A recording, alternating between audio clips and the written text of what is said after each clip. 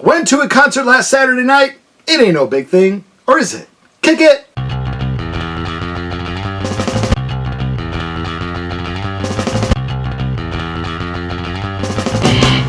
Hey, thanks for tuning in. Thanks for all the new subscribers. Welcome all of you to the channel. We're going to do a concert review for the Miss Lita Ford. Before we get to the concert review, really quick, I'll give my little history with Lita Ford and also show off some of the vinyl because primarily this is a vinyl channel. See Lita Ford's debut. I showed this one off on a band covers video I did, so you want to check that out. This is the band cover. This was not for our consumer needs. It was too much, too hot to handle there. See Lita there on the back there. So they changed this cover to a more generic one. But anyway, that's her debut, Out for Blood. This is her second record, her third record. This is Stiletto. She does have 8 proper solo albums plus Time Capsule. So obviously in the vinyl department, I still need to pick up a few more to complete it. I do have some singles. Back to the Cave. This is Back to the Cave single with beautiful Lita Ford there. And of course, Gotta Let Go. Right there. Lita Ford came into my radar pretty early on in her solo portion of her career. In 1984, she released her second record called Dancing on the Edge. One of the singles off of that was Gotta Let Go. Now, she filmed the video for Gotta Let Go, and MTV played it. MTV played it kind of late at night because Headbangers Ball came out in 87. So I want to say like fall, winter, 84-ish is when I first saw that video. And I was like, wow, beautiful blonde lady, plays guitar great. Great kicking butt song. This is for me. You know, you got to keep in mind, 1984, I'm a 13-year-old boy. Hormones are going absolutely nuts.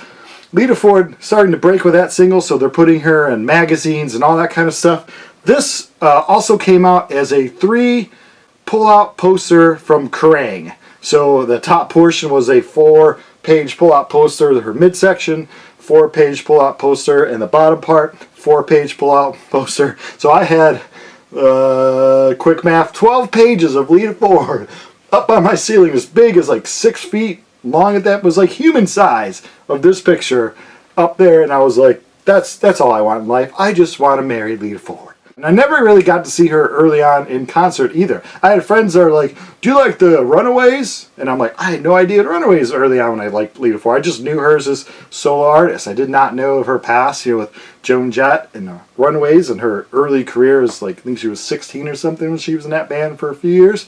Of course, that band disbanded around 79, I want to say. She signed a deal in 82, start working on her solo stuff. 83, I believe, is when she released Out for Blood. Or like I said, that didn't do too much for her, unfortunately. But her second record did. And then, of course, her third one, her career kind of exploded. Big song, Kiss Me Deadly, of course. And she did the Close Your Eyes Forever that with Ozzy Osbourne. It's like a ballad. So her career really exploded towards the end. And then since the late 80s, it's been a little quieter. Also on the second record, Dancing on the Edge, featured Mr. Randy Castillo on drums, late great Randy Castillo. He was a great drummer. Left Lita to go play with Ozzy. He was on the Ultimate Sin record with Ozzy, and was a great drummer. And he's since passed on. But it was great to see him playing in the video of Gotta Let Go. It's a really good video if you want to check that out. So the concert. Had work, got out for work, drove out to Aurora, Illinois, but not the far part of Aurora, pretty much the near part of Aurora, the eastern side, I guess, Route 59 there. There's a place called the Piazza, P-I-A-Z-Z-A. This guy always wants to say pizza. You spell anything like that, it looks like pizza, you just want to say pizza. But anyway, the Piazza in Aurora, they've been putting on shows for a while. I've never gone there. The suburban clubs I don't go to as much as the clubs in the proper city. Always wanted to see Lita Ford. She was always like opening for bands that I wanted to see, but then when she would jump on that leg, she wasn't on the tour anymore when I saw the band, or she'd come through town when I had plans, or she'd come through town when I was out of town. I've had the worst luck trying to see Lita Ford my whole freaking life. But now here I am, finally 2022, gonna see Lita Ford. I did have to sit through an opening band. They were called Headbangers Ball. I'm not really big on the cheesy kind of cover band, and this is why I don't mind tribute bands, because they lock into one artist and they do that perfectly. Cover bands sometimes will do, hey, this is our rap, and then they'll put chains around their neck, and hey, we're going to do some punk songs, and they'll put on a little fake wig mohawk and be cheesy. But at least Headbangers Ball, I will say that they pretty much play music that you would hear on Headbangers Ball. You're going to Poison, Guns N' Roses, Motley Crue, Rat, stuff like that. It's kind of fun. Problem I have with it, and they did 2 originals and even said something like, we do originals too, but I don't like when clubs cater to that. And I know that's what people want to hear, cover songs, and they love all that stuff. But however, it's taken up a spot that a rock band that's working on their original music and busting their butt to get out there, it is hard to do original music. And in one of these Chicago area clubs, usually the clubs in the suburbs always like to cater to the cover bands and all that. Kind of makes me mad because artists, especially in the heavy metal hard rock world, like Lita Ford, don't always come around, and when they do, they're going to draw a few hundred people. I believe this show, she had about 1,000 people or so. So it's hard to get that audience. So when you've got that audience, you want to then expose those people to some new good rock bands or some local rock bands that are doing original music. But like I said, it was fun. They did it well. They pretty much did, the hair metal scene songs. It was just my beef with all that kind of stuff is you're taking up a spot for a band that's kicking their butt. I've always been involved in the punk and alternative scenes, which has always been more about original music and not cover bands. But I'm just trying to stick up a few heavy metal dudes out there. And the clubs. Promote original music. Don't always cater to the cheesy cover band. Sat through Headbangers Ball.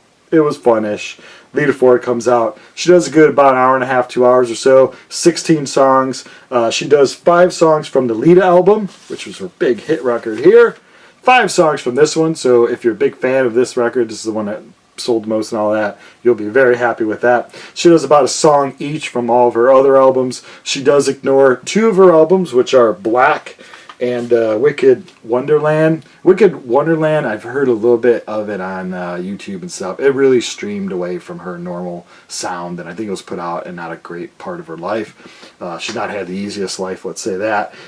So it's reasonable why she would ignore that one. Black, I really haven't heard, so I don't know why she would ignore all the songs from that. She has 4 cover songs. Just Cherry Bomb, of course, from the Runaways. So you got Joan Jett on tour. She always does Cherry Bomb. Lita always does Cherry Bomb. I don't know if they do other songs from Runaways or not, but it seemed like the crowd was kind of mixed. I don't think they really knew that song, which was weird. The crowd really knew, obviously, her big hits, and that seemed to be about it. But it was a good crowd of people. They have like a VIP area with chairs, about maybe 12 rows of that, and then the general admission area. So I was kind of front row general admission. So I was pretty close to the stage, and it's pretty just, I don't think she travels with a big stage show or anything like that. So it's just pretty much her with her band just rocking out. I didn't really hear any tracking, so I don't think they cheat and use vocals that aren't happening and play along to that or anything like that. That's controversial subject. So when you're seeing Lita Ford, I would almost guarantee that it's 100%. These guys are singing it. These guys are playing it. She's playing it. She's singing it. So real rock and roll coming to your town, that's for sure. She does the song Black Leather by the Sex Pistols, which is one of their last songs they kind of released, I believe. Only Women Bleed by Alice Cooper. Does a great version of that one. And I forgot to mention she does The Bitch Is Back by Elton John. And I did an Elton John concert review on this channel. If you want to look up that video, go ahead. But she does a good Elton John. She's got stories to tell. Obviously, she'll talk a little bit between the songs, but she felt comfortable there. She did call us Ohio once, but we are in Illinois. But that's okay. I mean, that part of Illinois, that all looks the same, all the Midwest. You got Chicago, which is awesome, and then you got other parts. She did Close My Eyes with the guitar player. He sings the Ozzy part on that. Patrick Kennison, I want to say is his name. He was a great guitar player. A lot of these guys are like session musician or hired guns where they go on the road with known artists as their like band for a while and stuff like that. She had shirts and other things for sale. Not too bad prices. This I really thought was great. For $20, you got a signed photo of the band. They pre-signed these so you didn't get to meet the band. I didn't stay after the concerts. I didn't know if she hung out with people or not. I know she does meet and greets, you pay for it and stuff. But sometimes the band will hang out after the show. But I didn't hang out after the show. I got out of there after the last song. But you'll notice the drums is Mr. Bobby Rock. Why does that sound familiar? It's not Bob Rock, the producer of Metallica. It's Bobby Rock. He played drums for Nitro, and he played drums for the Vinnie Vincent Invasion. Love his work with the Vinnie Vincent Invasion. That's some good stuff. Of course, Vinnie Vincent, ex-guitar player from Kiss. So he was there. He did a drum solo. I'm not a big fan of drum solos, but I get why he would do a drum solo As you get older, it kind of gives the other people a break. It gives LITA a break to get, some drink. It was very hot outside. They kind of relax. It doesn't give the drummer a break because he's got to do a solo. But as a drum solo, it wasn't too long, and it was actually a really good solo. He's one hell of a player. But I'm just not a big fan of drum solos. She did a few songs where she kind of broke the songs down and kind of did guitar. You forget. I wouldn't say she ever used sex to kind of sell. She's obviously attractive woman. She's now 63, I believe. But obviously, way back in the day, a little bit of cleavage here and there, and then she's pretty blonde, so she's going to use that. But I don't think she ever relied on like sexism to sell her career per se, because she is one hell of a player. She's a great guitar player. So she got a really good feel. She's not like this Ingve where she's going to play 500 million things a second, but she's going to have a good feel to her solos. So there's a few songs that broke down where she kind of just played. So it was really nice to hear her play and jam, and you realize, yeah, that's why she's famous, because she's one hell of a guitar player who also happens to be a pretty blonde. So yeah, for the 16 songs, you're going to hear, her hits, the ones that her. Obviously, she's going to close the show with Kiss Me Deadly. Is it my favorite Lita Ford song? No, there's so many great songs. So if you only know her from that song, go see her live. You're going to have a fun time. She has a good feel to her, like she's up there having fun, enjoys the crowd, appreciates the crowd. That's really what I'm looking for nowadays when I spend my money. Is the performer having a good time? Do they appreciate that the fact that the crowd is here, or are they just phoning it in or all that? So far, I've been really lucky with a lot of shows I've seen lately. Performers look like really happy to see, especially after the 2020 break where, people weren't performing around the road. Really, everyone seems to be pretty happy to be back. And like I said, she put on a great show, sounded great, played excellent, has great players with her.